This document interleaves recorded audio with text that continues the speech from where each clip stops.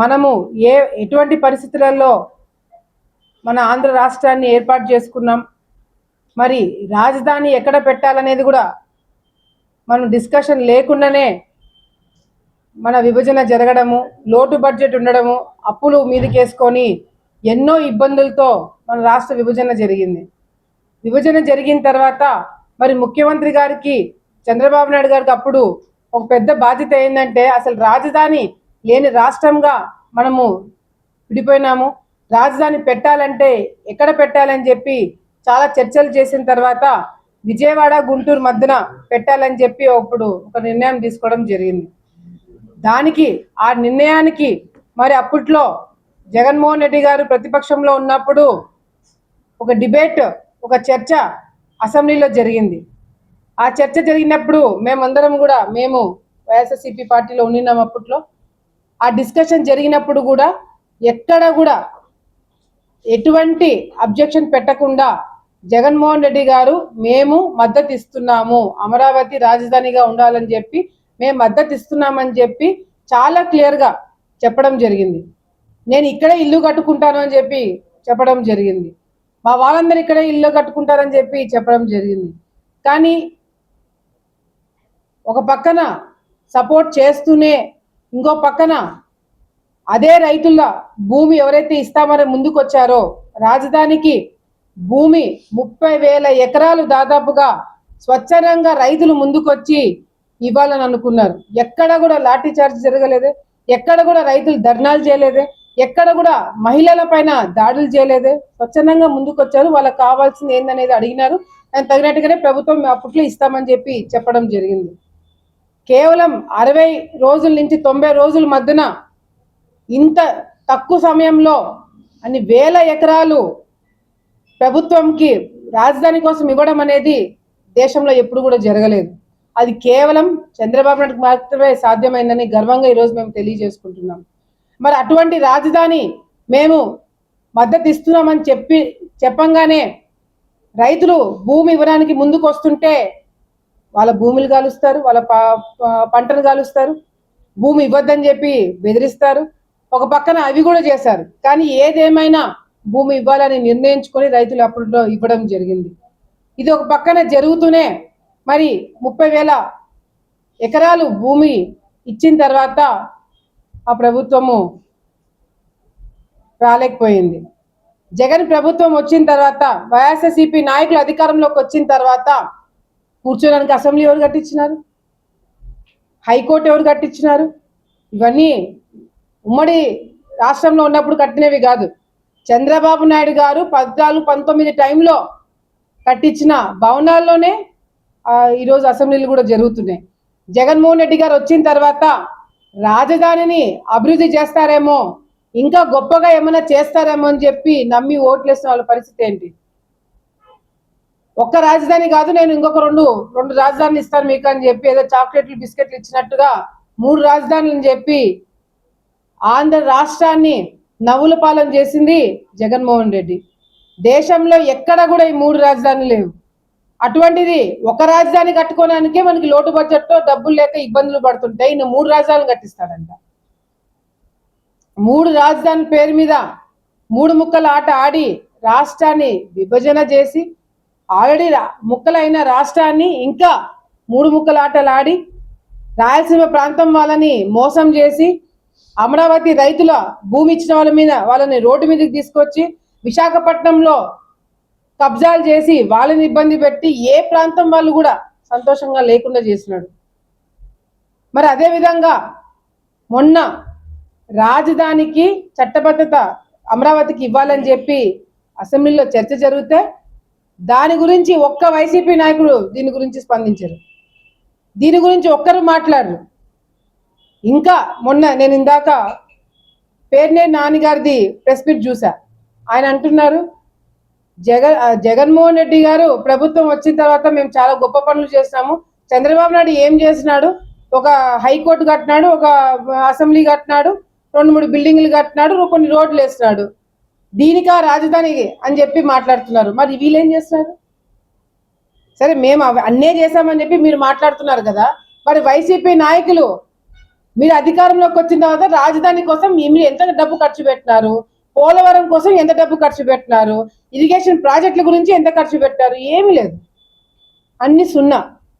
ఏమి వీళ్ళు ఖర్చు పెట్టారంట, వీళ్ళు అభివృద్ధి చేయరంట, కానీ మేమెందుకు తక్కువ చేశామని చెప్పి మా మీద ప్రశ్నిస్తున్నారు. ఏమాత్రమైన ఇంగిత జ్ఞానం ఉండి మాట్లాడుతున్నారా అని చెప్పి ఈ సందర్భంగా వాళ్ళకి తెలియజేసుకుంటున్నాం.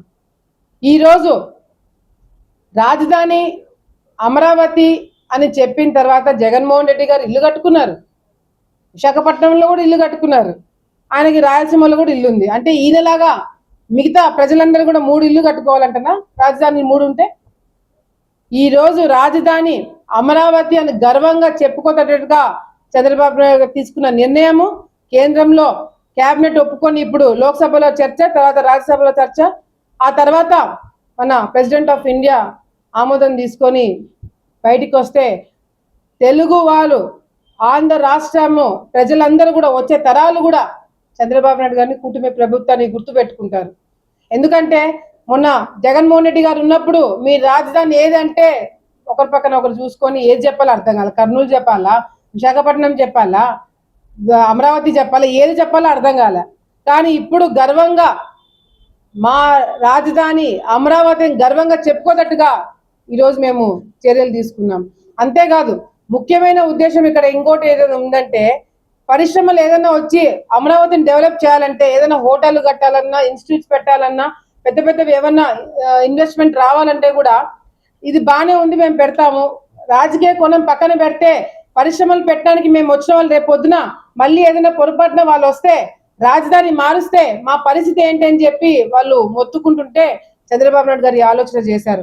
మళ్ళీ రాజధాని జోలికి ఎవరు పోకుండా, మళ్ళీ ప్రజల జీవితాలతో, ప్రజల నిర్ణయాలతో ఆడుకోకుండా ఈరోజు ఒక చరిత్రలో నిలిచిపోయేలాగా ఈ నిర్ణయం తీసుకొని చట్టబద్ధత ఇవ్వడమే కాకుండా కేంద్రాన్ని ఒప్పించి ఈరోజు లోక్సభ, రాజ్యసభలో ఆమోదం జరిగి బయటికి వస్తే మాత్రము ప్రజలందరూ కూడా హర్షిస్తున్నారు, సంతోషపడుతున్నారు. ఈ తుగ్లక్ లాంటి పరిపాలన మళ్ళీ పొరపాటున కూడా రాదు, రాకుండా చేస్తాము. కానీ ఒకవేళ వచ్చినా కూడా ప్రజలకు ఇబ్బంది లేకుండా రాజధాని కాపాడుకోవడానికి నిర్ణయం తీసుకున్నాం. ఈరోజు రాయలసీమనే చూసుకుంటే హైకోర్టు తీసుకొస్తామని చెప్పి పాలాభిషేకాలు చేసినారు. హైకోర్టు కాదు కదా, బెంచ్ కూడా ఇవ్వలేకపోయినారు. మేము ఫస్ట్ నుంచి మా స్టాండ్ బెంచ్ మేము అప్రూవ్ చేయడం జరిగింది. అంతేకాకుండా రాయలసీమకి ప్రాజెక్టులు అన్నారు, ఎక్కడ తీసుకొచ్చారు ప్రాజెక్టులు? చివరి ఆయకట్టు వరకు నీళ్లు తీసుకురావాలని ఎప్పుడైనా ఏ రోజైనా మాట్లాడినారా? అంతెందుకు, ఈరోజు తెలుగుగంగ ఆఫీస్లో మనం కూర్చున్నాం, ఇరిగేషన్ డిపార్ట్మెంట్ ఆఫీస్లో కూర్చున్నాం. ఏ ఒక్క రోజైనా ఏ ఎమ్మెల్యే అయినా, వైసీపీ నాయకులు ఎవరైనా ఎప్పుడైనా వచ్చి ఇక్కడ కూర్చున్నారా? అసలు ఏం జరుగుతుందో ఎప్పుడైనా చూసినారా? చివరి ఆయకట్టు కంటే నీళ్లు రావాలంటే ఏం చేయాలో మీకు తెలుసా? ఏమీ లేదు. ఏమనంటే అధికారులకు ఫోన్ చేస్తారు, నీళ్లు పంపి అంతే, మా పని అయిపోయింది. ఎక్కడి నుంచి రావాలా, ఎంత రావాలా, ఎప్పుడు రావాలా, ఎట్లా వాడుకోవాలనే అవగాహన కూడా లేకుండా వైసీపీ నాయకులు గతంలో పరిపాలన చేశారు. మంత్రులు ఉన్నారు వైసీపీలో. నాకు తెలిసి ఇప్పుడు సడన్ గా అడిగిన మీడియా మిత్రులు ఎవరు కూడా చెప్పలేరు ఏ మంత్రికి ఏ శాఖ ఉందనేది. అందరికీ కలిపి జగన్మోహన్ రెడ్డి ఒకటే శాఖ ఇచ్చినాడు. చంద్రబాబు నాయుడు గారిని, లోకేష్ గారిని, పవన్ కళ్యాణ్ తిట్టడము, తెలుగుదేశం పార్టీ నాయకుల మీద కేసులు పెట్టడము. ఇది కాక ఏమైనా చేయగలిగినారా? ఈరోజు నంద్యాల జిల్లాకి, రాయలసీమ ప్రాంతానికి మేలు చేసింది ఎవరైనా ఉన్నారు అంటే అది కేవలము గతంలో ఎన్టీ రామారావు గారు, తర్వాత చంద్రబాబు నాయుడు గారు, తర్వాత మేమంటే తెలుగుదేశం పార్టీ నాయకులు. అంతేగాని ఎప్పుడైనా ప్రాజెక్టుల గురించి మాట్లాడిన రోజు వైసీపీ వాళ్ళది లేదు. Lift irrigation, Rayalaseema lift irrigation గురించి చాలా పెద్ద పెద్ద మాటలు మాట్లాడినారు. ఏది రాయలసీమ లిఫ్ట్ ఇరిగేషన్? కేవలం కమిషన్లు కక్కుర్తిపడి రాయలసీమ లిఫ్ట్ ఇరిగేషన్ పెట్టడం జరిగింది. రాయలసీమ వాసులు, జగన్మోహన్ రెడ్డి రాయలసీమకి మేలు చేశాడు, రాయలసీమ పులి అని చెప్పుకొని తిరుగుతున్న ఇదే రాయలసీమ వైసీపీ నాయకులకి మేము ఒకటి ప్రశ్నిస్తున్నాం. పాలమూరు రంగారెడ్డి ప్రాజెక్ట్ ఏదైతే తెలంగాణలో చేసినారో అది మొదలవుతే మరణ శాసనము రాయలసీమ వాసులకు అని చెప్పింది ఇదే జగన్మోహన్ రెడ్డి. కానీ ఆ ప్రాజెక్ట్ కాంట్రాక్టర్ ఎవరు? పెద్దిరెడ్డి గారు. అంటే రాయలసీమ ఇక్కడ మోసం చేయడానికి రాయలసీమలో డైలాగులు కొడతారు, అక్కడికి వెళ్ళంగానే ప్రాజెక్టులు తెచ్చుకున్నారు. ఇది వీళ్ళ పరిపాలన, ఇది వీళ్ళ రాజకీయం అని స్పష్టంగా ప్రజలు గమనించి చూశారు కాబట్టే వాళ్ళు వద్దనుకొని ప్రతిపక్ష హోదా కూడా లేకుండా వాళ్ళని పక్కన పెట్టడం జరిగింది. ఈ రోజు మేము మాటిస్తున్నాం, చంద్రబాబు నాయుడు గారి దగ్గరికి ఎప్పుడు వెళ్ళినా మీ అందరికి కూడా తెలుసు, ఆలగడ్డ ప్రాంతానికి నీళ్లు రావాలంటే ఎంత కష్టపడాలో మేము. ప్రతిసారి కూడా చంద్రబాబు నాయుడు గారిని అడిగిన ప్రతిసారి కూడా వెంటనే కింద స్పందిస్తారు, అధికారులకు ఆదేశాలు ఇస్తారు. ఈరోజు చివరి ఆయకట్టు వరకు నీళ్లు వస్తున్నాయి. మొన్నటికి మొన్న మీటింగ్ లో మీరే చూశారు, ఆలగడ్డకి నీళ్లు ఇవ్వలేమన్నారు, ఇప్పుడు బ్రహ్మాండంగా నీళ్లు వస్తున్నాయి. 27 బ్లాక్ వరకు నీళ్లు వస్తున్నాయి. ఏప్రిల్ 10 వరకు నీళ్లు తెప్పిగలుగుతున్నామంటే అది మా ప్రభుత్వము ప్రజల మీద ఉండే ఆలోచన, కమిట్మెంట్ అని గర్వంగా ఈరోజు తెలియజేసుకుంటున్నాం. మాకు మా ప్రభుత్వంలో అధికారులతో, మంత్రులతో, ముఖ్యమంత్రితో కొట్లాడే స్వేచ్ఛ మాకుంది. అదే గతంలో వాళ్ళు కొట్లాడినారా? కొట్లాడితే మిమ్మల్ని బతకనిచ్చేవాడా జగన్మోహన్ రెడ్డి? మిమ్మల్ని ఉండనిచ్చేవాడా? కానీ ఈరోజు మా ప్రభుత్వంలో పనులు జరగకపోతే మేము కొట్లాడి సాధించుకోవడానికి ఫ్రీడము మాకుంది.